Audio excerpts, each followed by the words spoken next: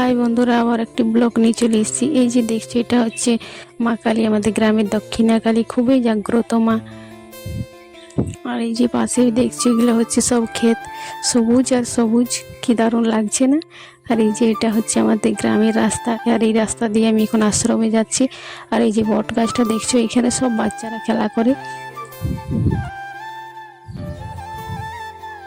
আর ওই যে বট গাছের নিচে একটা পুকুর আছে। আর এই যে আশ্রম, আমাদের গ্রামের আশ্রম। এই আশ্রমে এক সাধু থাকতো, 50 বছর পুরনো আশ্রম। সাধুকে কে এসে মেরে দিয়ে চলে গেল, মানে মার্ডার হয়ে গেছে। এক রাতের মধ্যে সব কিছু শেষ হয়ে গেল।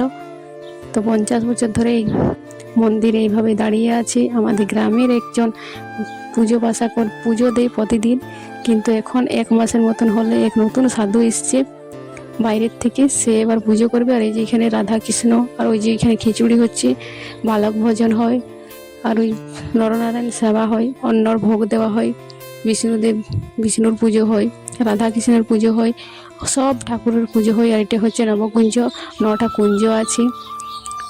তো এখানে নবকুঞ্জ হতো, 1 মাস হতো নবকুঞ্জ, খুবই ভিড় হতো, কিন্তু কে যে ওকে মেরে দিয়ে চলে গেল। আর এই যে আরেক মন্দিরের কাছে নিয়ে যাচ্ছি, এইখানে ওই সাধু আছে, মানে এইখান থেকে ওইখানেও পুজো করতে যায়, এইখানে থাকে। আর এই যে এইটা হচ্ছে আমাদের হরি মন্দির, এই হরি মন্দিরেই আমাদের হরি নাম হয়। আর এই যে জাম গাছে ছোট, এত ছোট জামটা যে কিছুদিন দেখা যাচ্ছে না, জামটা তো খুবই জাম ধরেছে।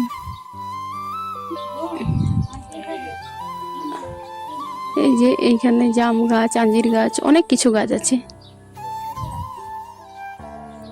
আর এই যে আমাদের হরি মন্দির, আর এখানে একটা বট গাছ আছে, খুবই পুরনো এও বট গাছটা।